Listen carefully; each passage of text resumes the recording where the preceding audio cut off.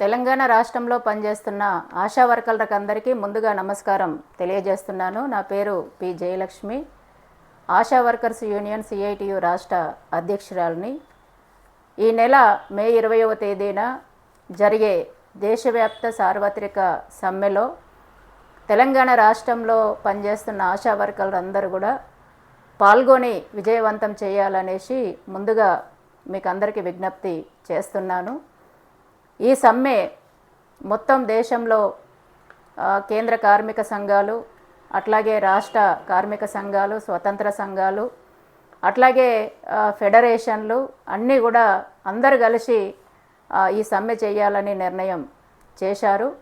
ఈ నిర్ణయంలో ASHA workers union మన సిఐటియు ఆల్ ఇండియా కమిటీ నిర్ణయం చేసింది. మన తెలంగాణ రాష్ట్ర కమిటీ కూడా ఈ సమ్మెలో పాల్గొనాలని మనం కూడా నిర్ణయం తీసుకున్నాం. అందుకని ఈ సమ్మెను విజయవంతం చేయాల్సిన బాధ్యత మనందరిపైన ఉంది. విజయవంతం చేయాలనేసి విజ్ఞప్తి చేస్తున్నాను.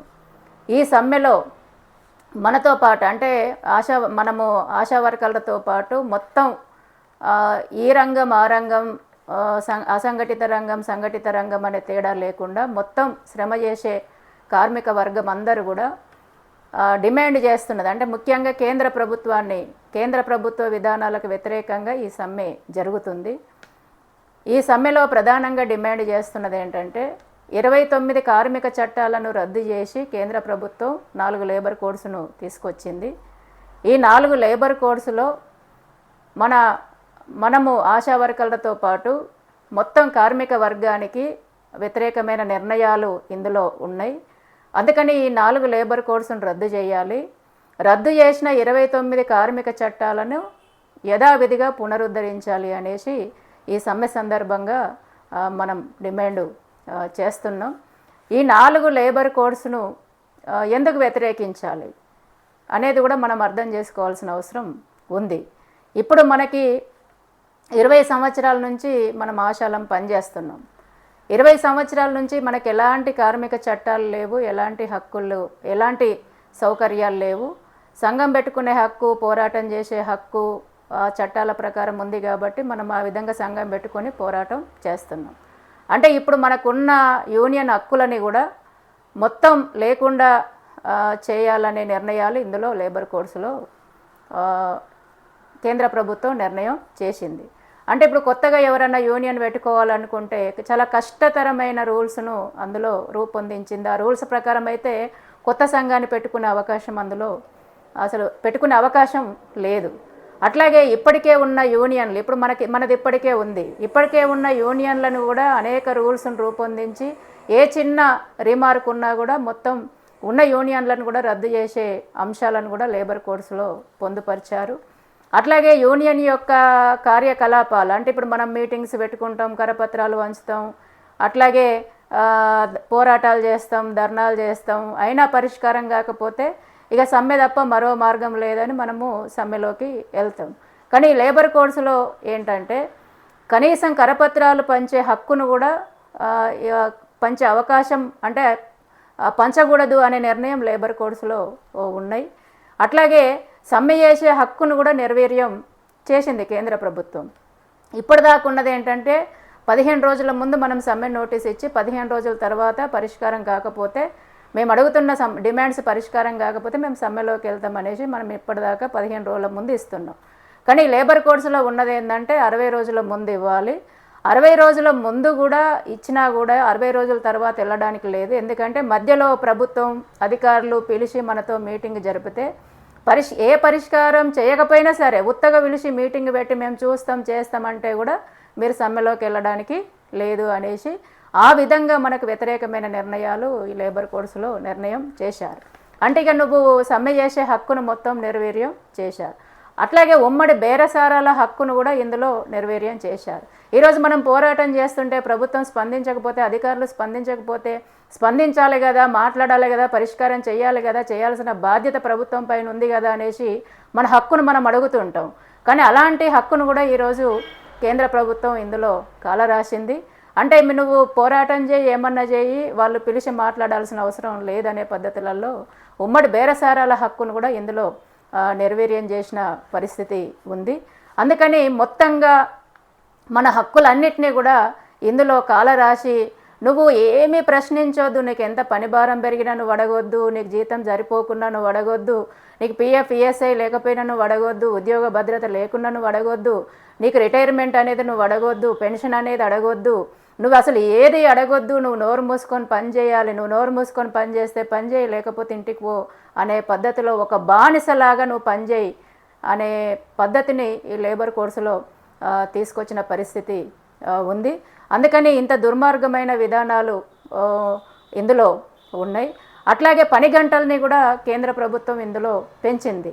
ఇప్పటిదాకా 8 గంటల పని దినం అనేది మొన్ననే మనం మేడే జరుపుకున్నాం. చికాగో నగరంలో జరిగిన పోరాటంలో నుంచే 8 గంటల పని దినం వచ్చింది. ఆ తర్వాత రష్యాలో అమలు చేశారు ఎర్రజెండా ప్రభుత్వం. తర్వాత మన భారతదేశంలో కూడా కార్మిక వర్గం పోరాటం చేసి 8 గంటల పని దినాన్ని చట్టాన్ని సాధించుకున్నాం అనేసి మొన్న మేడే సందర్భంగానే మనం అందరం మాట్లాడుకున్నాం. కానీ ఇప్పుడు అలాంటి 8 గంటల పని దినాన్ని అంటే 100 సంవత్సరాల క్రితమే 8 గంటల పని దినం అనేదే కరెక్ట్ అనేది అప్పుడే మనం సాధించుకున్నాం. కానీ అప్పుడు సాధించుకున్న దాన్ని ఇప్పుడు 8 గంటలు కాదు 12 గంటలకు పని గంటలని పెంచుతూ లేబర్ కోడ్స్లో నిర్ణయం కేంద్ర ప్రభుత్వం చేసింది. అంటే ఇప్పుడున్న దానికి 4 గంటల పనిని కేంద్ర ప్రభుత్వం పెంచింది.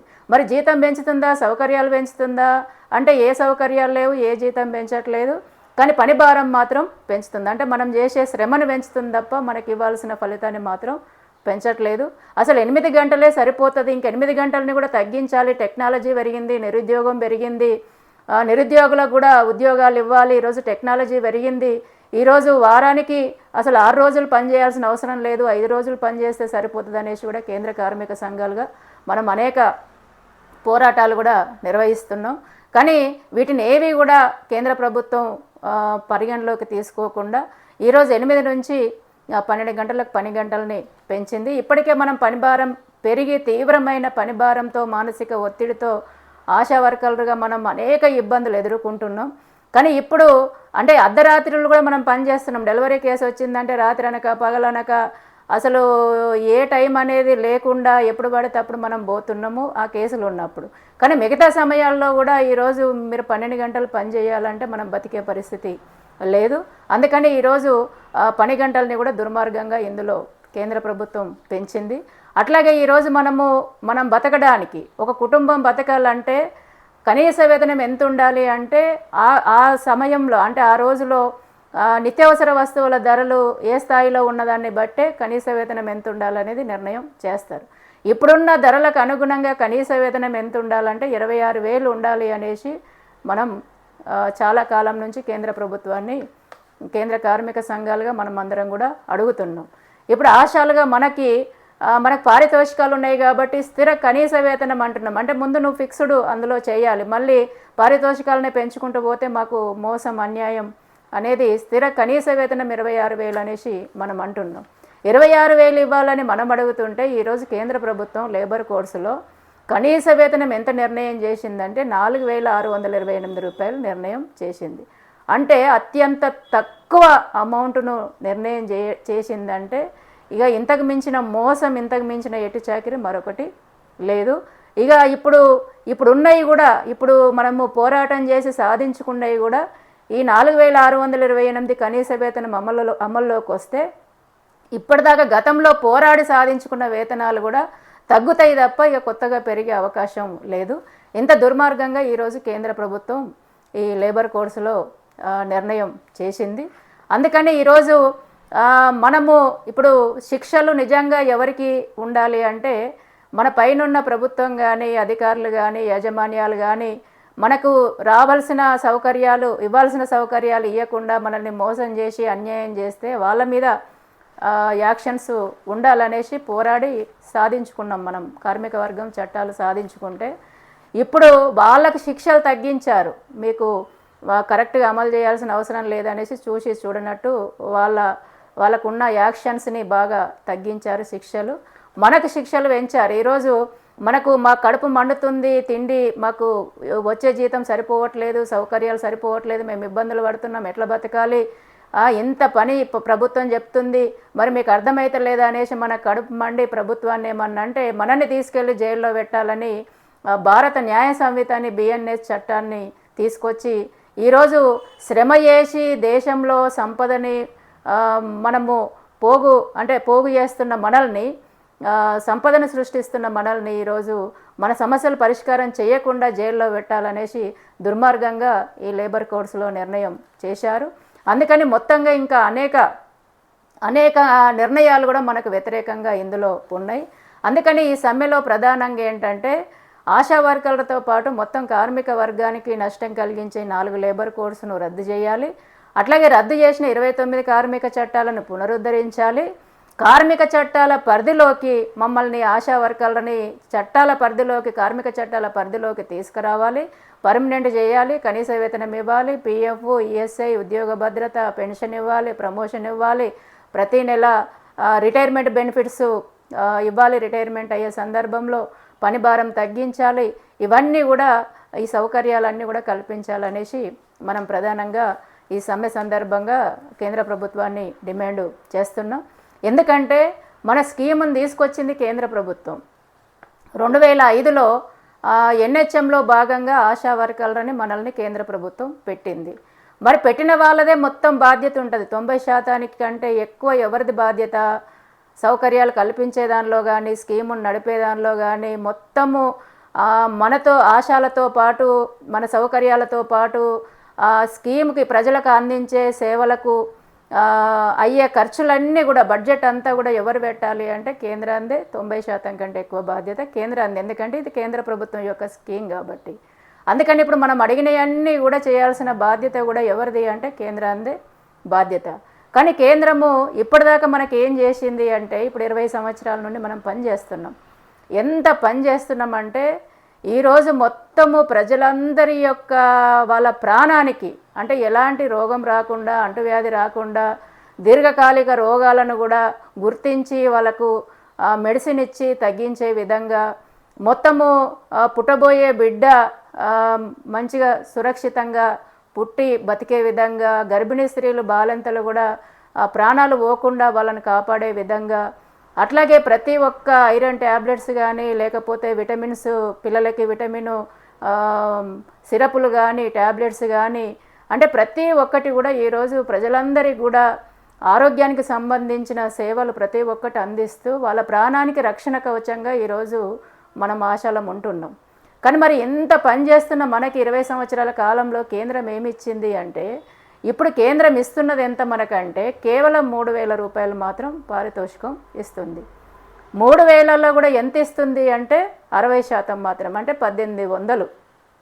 ఇప్పుడు మనకి తెలంగాణలో మనం పోరాడి మనం సాధించుకున్నాం. అంటే సిమ్ము అంటే నెట్ బ్యాలెన్స్ కూడా కలిపి 9,900 మనకి ఇక్కడ ఇస్తున్నారు. ఫిక్స్డ్ వేతనం కాదు. కానీ తగ్గిస్తే ఊరుకోదు సిఐటి సంఘం వీళ్ళు ఊరుకోరు, పెద్ద ఎత్తున పోరాటం చేస్తారనే భయంతో 9,900 మనం ఇక్కడ ప్రతి నెల ఫస్ట్ కంటే ముందే మనం తీసుకుంటున్నాం. కానీ ఇది ఫిక్స్డ్ వేతనం కాదు. 9,900లో కేంద్రం ఇస్తున్నది ఎంత అంటే 1,800. మరి పూర్తి బాధ్యత వహించాల్సిన కేంద్రము 1,800 ఇస్తుందంటే ఎంత మోసం చేస్తుంది, ఎంత అన్యాయం చేస్తుంది, ఎంత ఎట్టి చాకిరికి గురి చేస్తుంది, అసలు ఎంత నిర్లక్ష్యంగా మన పట్ల ఉందో మనం అర్థం చేసుకోవాల్సిన అవసరం ఉంది.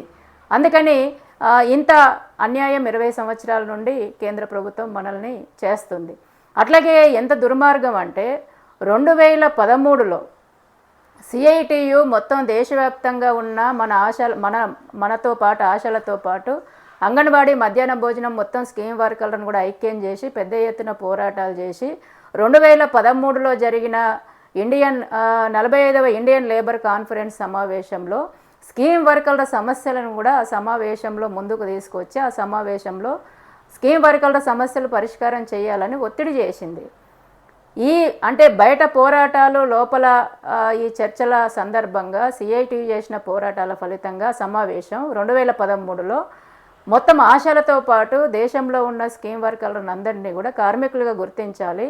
ఆ రోజు కనీస వేతనం 18,000 ఆ రోజు ఇవ్వాలని నిర్ణయం చేసింది. పిఎఫ్, ఈఎస్ఐ, ఉద్యోగ భద్రత అట్లాగే వీళ్ళు పనిచేస్తున్న స్కీములను అంటే ఎన్హెచ్ఎం కానీ మిగతా స్కీములని ప్రైవేటీకరణ చేయొద్దు, అట్లాగే ఎల్లకాలం శాశ్వతంగా వీటిని కొనసాగించాలి అనేసి కూడా 45వ ఇండియన్ లేబర్ కాన్ఫరెన్స్ సమావేశం 2013లో నిర్ణయం చేసింది.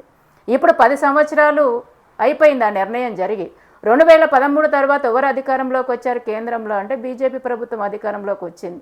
కానీ 10 సంవత్సరాలు దాటినా కూడా ఇప్పటి వరకు ఆ సిఫారసుల్ని అమలు చేయట్లేదు కేంద్ర ప్రభుత్వం. నిజంగా అమలు చేస్తే మనకి పారితోషికాల బాధ ఉండకపోయేది, ఎట్టి చాకిరి ఉండకపోయేది, అన్ని సౌకర్యాలు మనకు వచ్చేది, పర్మనెంట్ అయ్యేవాళ్ళం, అట్లాగే కనీస వేతనం మనకు వచ్చేది, పిఎఫ్ ఈఎస్ఐ ఇవన్నీ కూడా వచ్చేది. అంటే నిర్ణయం జరిగి కూడా దాన్ని అమలు చేయకపోవడం వల్ల ఈరోజు 10 సంవత్సరాలకు పైగా మనము మోసపోతున్న పరిస్థితి ఉంది. కేంద్ర ప్రభుత్వం మనల్ని మోసం చేస్తున్న పరిస్థితి ఉంది. అందుకని ఈ సందర్భంగా మనం ఏం డిమాండ్ చేస్తున్నామంటే 45వ ఇండియన్ లేబర్ కాన్ఫరెన్స్ సిఫారసుల్ని వెంటనే అమలు చేయాలి. ఆశా వర్కర్లకు మాకు కనీస స్థిర వేతనం 26,000 ఇవ్వాలి, మిగతా సౌకర్యాలన్నీ కూడా కల్పించాలి, కార్మిక చట్టాల పరిధిలోకి తేవాలనేసి మనం ఈ సమ్మె సందర్భంగా ప్రధానంగా డిమాండ్ చేస్తున్నాం. మన సేవల్ని ఎంత సేవలు చేస్తున్నాం అనేది ప్రపంచ ఆరోగ్య సంస్థ కూడా కరోనా సమయంలో మనల్ని గుర్తించింది. కరోనా సమయంలో అందరూ కూడా మొత్తము ఇంట్లోనే ఉండి డోర్కు తాళం వేసుకొని ఇంట్లో బయటకు వెళ్లకుండా ఇంట్లోనే ఉంటే మనం ప్రాణాలను త్యాగం అంటే ఫనంగా పెట్టి ఉంటుంటుంది, పోతే పోతుంది ప్రాణం అని. రెండోది మనం బయటకు వెళ్ళి ఇంటికి వస్తే మన కుటుంబ సభ్యులకు మొత్తం కూడా ప్రాణహాని ఉంటుందని కూడా తెలిసి, కానీ ఆశా వర్కర్లుగా మనం ఉన్నాం, ప్రజలకు ఆరోగ్య సేవలు అందించాల్సిన బాధ్యత ఈ సమయంలో ఉందని అంత త్యాగంతో అంత ప్రాణాలను ఫనంగా పెట్టి మనం కరోనా సేవలు ప్రజలందరికీ కూడా అందించాం. మన సేవల్ని ప్రపంచ ఆరోగ్య సంస్థ కూడా గుర్తించింది. భారతదేశంలో కరోనాని కట్టడి చేసిన దానిలో కీలక పాత్ర పోషించింది ఎవరంటే ఆశా వర్కర్లే కీలక పాత్ర పోషించారు. చాలా కింది స్థాయిలో క్షేత్రస్థాయిలో చాలా కష్టపడి పనిచేశారు, చాలా తిరిగారు, ప్రజలకు చాలా సేవలు అందించారు. అందుకని వీళ్ళు మామూలు వాళ్ళు కాదు, వీళ్ళు గ్లోబల్ లీడర్స్ అనేసి గుర్తించింది. కానీ ప్రపంచ ఆరోగ్య సంస్థకి మన సేవలు అర్థమైనవి గుర్తించారు తప్ప కేంద్ర ప్రభుత్వం మాత్రం గుర్తించలేదు. అంటే పూలు చల్లారు ఆ టైంలో, గాంధీకి వచ్చి హెలికాప్టర్లో పూలు చల్లారు, మనకు అక్కడక్కడ పూలు చల్లారు, సన్మానాలు చేశారు. పూలతోని సన్మానాలతోటి మన కడుపు నిండదు కదా. మనం అడుగుతున్నది సన్మానాలు పూలు చల్లడం కాదు, మాకు బతకడానికి కనీస వేతనం కావాలి, పిఎఫ్ కావాలి, ఈఎస్ఐ కావాలి, ఉద్యోగ భద్రత కావాలని మనం అడిగితే కనీసం WHO గుర్తించింది తప్ప కేంద్ర ప్రభుత్వం మాత్రం గుర్తించట్లేదంటే మన పట్ల ఎంత నిర్లక్ష్యంగా కేంద్ర ప్రభుత్వం ఉంది, ఎంత మొండితనంగా ఉంది, అసలు పరిష్కారం చేయాలనే చిత్తశుద్ధి అసలు లేకుండా ఎంత మోసపూరితంగా ఉంది అనేది మనము వీటిని చూస్తే మనకు అర్థమవుతున్న పరిస్థితి ఉంది. అందుకని మన శ్రమను గుర్తించాలి, మనకు అన్ని సౌకర్యాలు కల్పించాలనేసి మనం డిమాండ్ చేస్తున్నాం. అట్లాగే వీటితో పాటు ఇప్పుడు రిటైర్మెంటు చేస్తే రిటైర్మెంట్ బెనిఫిట్స్ నిర్ణయం కాకుండా, పెన్షన్ నిర్ణయం కాకుండా రిటైర్మెంట్ చేయొద్దు అనేసి కూడా మనము ఈ సందర్భంగా మనం డిమాండ్ చేస్తున్నాం. అందుకని ఈ సమ్మెలో మనం అడుగుతున్నది ఏంటంటే ప్రతి నెల 9,000 పెన్షన్ అంటే ప్రతి నెల 9,000 రూపాయల పెన్షను కేంద్ర ప్రభుత్వం నిర్ణయం చేయాలి అందరికీ. మనతో ఆశలతో పాటు కార్మికులకు అందరికీ కూడా నిర్ణయం చేయాలని మనం డిమాండ్ చేస్తున్నాం. అట్లాగే మనకి చాలా సౌకర్యాలు కూడా లేవు. అట్లాగే 3వ తరగతి ప్రభుత్వ ఉద్యోగులుగా కూడా గుర్తించాలని మనం డిమాండ్ చేస్తున్నాం. ఎందుకంటే స్కీమ్ వర్కర్లలో భాగమైన అంగన్వాడీ ఉద్యోగులకి గుజరాత్లో వాళ్ళు హైకోర్టుకి వెళ్ళారు. హైకోర్టుకి వెళ్తే ప్రభుత్వ ఉద్యోగులుగా గుర్తించాలనేసి అక్కడ హైకోర్టు జడ్జిమెంట్ ఇచ్చింది. మరి మనం కూడా స్కీమ్ వర్కర్లలో భాగంగా మనం పనిచేస్తున్నాం, దానిని కూడా మనకు వర్తింపజేయాలి. అందుకని 3వ తరగతి ప్రభుత్వ ఉద్యోగులుగా కూడా గుర్తించాలనేసి మనం ఈ సమ్మె సందర్భంగా డిమాండ్ చేస్తున్నాం. అట్లాగే మనం చేసే ఈ ఆశా కార్యక్రమం అంటే ఎన్హెచ్ఎంలో భాగంగా ఆశా కార్యక్రమం వచ్చింది. దీన్ని ఎప్పుడు పడితే అప్పుడు మేము ప్రైవేటీకరణ చేస్తాం, అట్లాగే ప్రైవేటు వ్యక్తులకు అప్పగిస్తాం అనేసి ప్రైవేటీకరణ విధానాలు అనేకం తీసుకొచ్చి ప్రభుత్వం తన బాధ్యత నుండి పక్కకు తప్పుకోవాలనే ప్రయత్నం చేస్తుంది. ఈ విధానాలని వెంటనే రద్దు చేయాలి. ఈ ఆశా కార్యక్రమాన్ని ప్రోగ్రామ్ని ఎప్పటికీ అంటే నిరంతరం శాశ్వతంగా దీన్ని కొనసాగించాలి అనేసి కూడా మనం ఈ సందర్భంగా డిమాండ్ చేస్తున్నాం. అట్లాగే ఈరోజు ఆశాలు మనం అంటే దేశవ్యాప్తంగా అన్ని రాష్ట్రాల్లో ఉన్నాం. కానీ ఒక్కొక్క రాష్ట్రంలో ఒక్కొక్క రకమైన పనులు ఉంటున్న పరిస్థితి ఉంది. ఏ రాష్ట్రానికి ఆ రాష్ట్రం తన ఇష్ట ప్రకారం పనులను పెంచుతున్న పరిస్థితి ఉంది. ఇప్పుడు మన రాష్ట్రంలో డ్రై డే అని, ఫ్రైడే అని, అట్లాగే మహిళా కార్యక్రమం అని, మహిళల్ని పిఎస్సికి తీసుకెళ్లాలనేసి, అట్లాగే అనేక రకరకాల సర్వేలు, అట్లాగే ఎగ్జామ్ డ్యూటీలు అని, ఇవన్నీ కూడా ఏ రాష్ట్రానికి ఆ రాష్ట్రం ఇష్టానుసారంగా పనులు పెంచుతున్న పరిస్థితి ఉంది. దీన్ని కేంద్ర ప్రభుత్వం కట్టడి చేయాలి. అన్ని రాష్ట్రాల్లో దేశవ్యాప్తంగా ఒకే విధమైన పనిని కూడా నిర్ణయం చేయాలి. ఒకే విధమైన పని పరిస్థితులు కల్పించాలనేసి డిమాండ్ చేస్తున్నాం మనం ఈ సమ్మె సందర్భంగా. అట్లాగే ప్రసూతి సెలవులు నిర్ణయం చేయాలి. అట్లాగే సంవత్సరానికి 20 రోజులు క్యాజువల్ సెలవులు మనకు ఇవ్వాలి. అట్లాగే మెడికల్ సెలవులు కూడా వేతనంతో కూడిన, ఇప్పుడు మనం పని చేస్తున్నాం, మనకు ఆరోగ్య సమస్యలు వస్తాయి, మనమందరం కూడా మహిళలం, రకరకాల సమస్యలు ఉంటాయి. అట్లాగే బాధ్యతలు కూడా ఉంటాయి, కూతుళ్ళ బాధ్యతలు ఉంటాయి, కోడళ్ళ బాధ్యతలు ఉంటాయి, రకరకాల బాధ్యతలు మనకు ఉంటాయి. మరి ఇలాంటి సందర్భంలో మనకు సెలవులు కావాల్సిన అవసరం కూడా ఉంది. సెలవులు ఇవ్వాల్సిన బాధ్యత కూడా కేంద్ర ప్రభుత్వానికి ఉంది. అందుకని ఈరోజు మనం సెలవులు తీసుకుంటామంటే, సెలవులు తీసుకుంటారా తీసుకోండి, కానీ మీకు పారితోషికాలు మాత్రం ఇవ్వము అంటే, ఇన్నేళ్ళ పని చేసిన దానికి గుర్తింపు ఏది లేకుండా మీకు చేస్తేనే పని అంటే, పని చేస్తేనే డబ్బులు లేకపోతే లేదంటే ఇది అన్యాయం. అందుకని 6 నెలలు మెడికల్ సెలవులు ఇవ్వాలి, వేతనంతో కూడిన మెడికల్ సెలవులు ఇవ్వాలనేసి మనం ప్రధానంగా డిమాండ్ చేస్తున్నాం. అట్లాగే సీనియారిటీని బట్టి ప్రమోషన్లు ఇవ్వాలి. ఈరోజు ప్రమోషన్ సౌకర్యం లేక అన్నీ అంటే ఏఎన్ఎం ట్రైనింగులు చేసి, జిఎన్ఎం ట్రైనింగులు చేసి ఆ సర్టిఫికెట్లు పొంది కూడా మనము ఆశాలుగా మనం పనిచేస్తున్న పరిస్థితి ఉంది.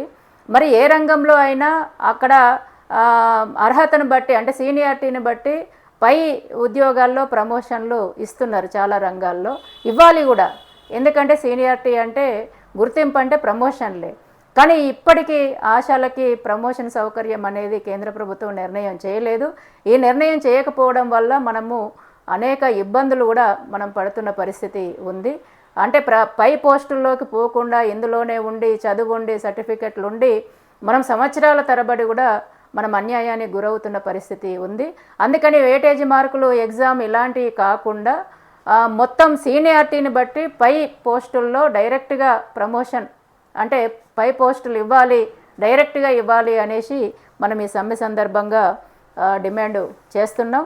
అట్లాగే ప్రతి ప్రాంతంలో కూడా అది పిఎస్సి కానీ, అట్లాగే సబ్ సెంటర్ కానీ, లేకపోతే ప్రభుత్వ జిల్లా ఆసుపత్రులు కానీ, హైదరాబాద్ ఆసుపత్రులు కానీ, మనం ఎక్కడ పని చేస్తామో అక్కడ మనకంటూ ఆశాలకు ఒక విశ్రాంతి గదిని ఏర్పాటు చేయాలనేసి కూడా మనం ఈ సందర్భంగా డిమాండ్ చేస్తున్నాం.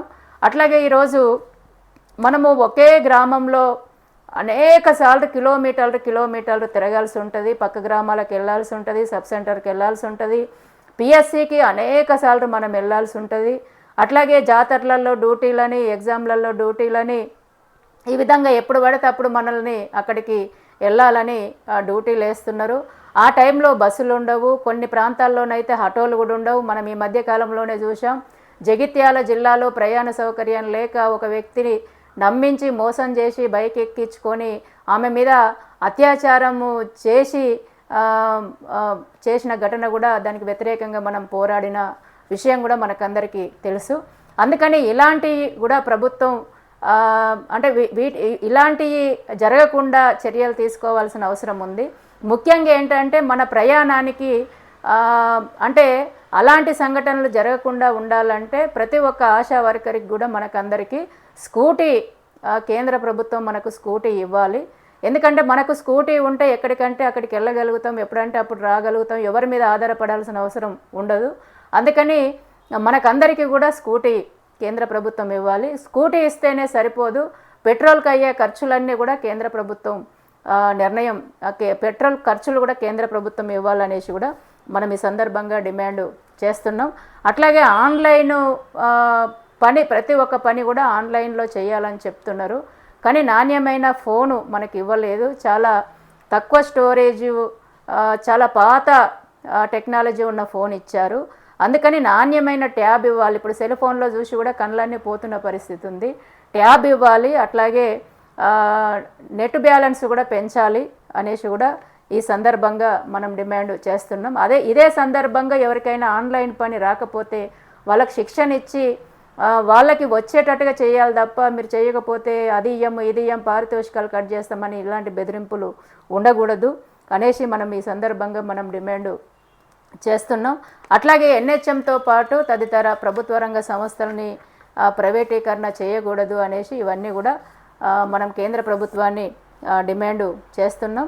అందుకని ఇంత ముఖ్యమైన సమ్మె ఈరోజు లేబర్ కోడ్స్ రద్దు కాకపోతే, మనం రద్దు చేసుకోకపోతే ఇప్పుడున్న సంఘం ఉండదు, ఇప్పుడున్న హక్కులు ఉండవు, ఇప్పుడున్న పోరాటం ఉండదు, అసలు యూనిటీ ఉండదు, ప్రశ్నించడం ఉండదు, ఒక బానిసలాగా పనిచేసే పరిస్థితి మనకు ఎదురవుతుంది. కాబట్టి మనము ఇప్పుడు మనం ఇంకా అంటే ఈ పారితోషికాలు సరిపోవట్లేదు, ఇవి ఇంకా పెరగాలి, అన్ని సౌకర్యాలు రావాలి, అనేక పోరాటాలు చేయాలనేసి మనమందరం కూడా అనుకుంటున్న పరిస్థితులలో ఆ పోరాటాలన్నీ చేయాలి భవిష్యత్తులో. అంటే ఇప్పుడు ఈ లేబర్ కోడ్స్ రద్దయి మనకున్న హక్కులు ఉంటేనే అది సాధ్యం అవుతుంది. అందుకని ఈ సమ్మె అత్యంత ముఖ్యమైన సమ్మె. ఈ లేబర్ కోడ్స్ను రద్దు చేసుకుంటేనే భవిష్యత్తులో మనం ఏ పోరాటమైనా చేయగలుగుతాం, ఏ హక్కునైనా మనం సాధించుకోగలుగుతాం, ఏ సౌకర్యాలైనా సాధించుకోగలుగుతాం. ఈ లేబర్ కోడ్స్ రద్దు కాకపోతే మనకు మెడ మీద కత్తిలాగా, మెడ ఎప్పుడు తెగిపోతుందో తెలియదన్నట్టుగా, ఎప్పుడు హక్కులు పోతాయో తెలియదన్నట్టుగా మన బతుకులు ఆ విధంగా ఉండే పరిస్థితి మన ముందుకు వచ్చింది. కాబట్టి అందుకే ఈ లేబర్ కోడ్స్ను వెంటనే అమలు చేయాలని కేంద్ర ప్రభుత్వం నిర్ణయం చేస్తుంది. కాబట్టే ఈ సమ్మె తొందరగా చేయాలనేసి కేంద్ర కార్మిక సంఘాలు, రాష్ట్ర సంఘాలు, అట్లాగే స్వతంత్ర సంఘాల అసోసియేషన్లు అన్నీ కూడా నిర్ణయం చేశాయి. అందులో మనం కూడా భాగస్వామ్యం అవుతున్నాం. అందుకని ఈ నెలలో జరిగే మే 20వ తేదీన జరిగే సమ్మె అత్యంత ముఖ్యమైన సమ్మె. మనం అందరం కూడా ప్రతి ఒక్కరం కూడా బాధ్యతగా మనం ఇందులో పాల్గొనాలి. అట్లాగే జిల్లాలలో ఏ ప్రాంతంకి రమ్మంటే ఆ ప్రాంతానికి వెళ్ళి ఆ నిరసన కార్యక్రమాల్లో మనం పాల్గొనాలి. అట్లాగే కరపత్రాలు కూడా విస్తృతంగా పంచాలి. సమ్మె నోటీసులు కూడా జిల్లా స్థాయితో పాటు ప్రతి పిఎస్సిలో కూడా మనం అధికారులకు ఇవ్వాలి. ఇవన్నీ కూడా మీరు విజయవంతం చేయాలి. ముఖ్యంగా ఏంటంటే ఈ నెల మే 20వ తేదీన ఎంత ఎండలున్నా, ఎంత పెళ్ళిళ్ళున్నా, ఎంత ముఖ్యమైన కార్యక్రమాలున్నా అవన్నీ పక్కకు పెట్టి, ఎందుకంటే మన జీవన్మరణ సమస్య ఇది, అవన్నీ పక్కన పెట్టి మనం సమ్మెలో ఉండాలి, సమ్మెలో పాల్గొనాలి, పని మొత్తం బంద్ చేయాలి, రోడ్డు మీదకి రావాలి. అక్కడ కార్మిక వర్గం అందరిలో కూడా మనం కలవాలి. అక్కడ ఏ కార్యక్రమం అనుకుంటే అందులో మనం పాల్గొని విజయవంతం చేయాలని, మీరందరూ కూడా ఖచ్చితంగా విజయవంతం చేస్తారని ఆశిస్తూ మరొకసారి మీకు అందరికీ కూడా దేశవ్యాప్త సార్వత్రిక సమ్మెను విజయవంతం చేయాలనేసి మీకు అందరికీ మరొకసారి విజ్ఞప్తి చేస్తున్నాను.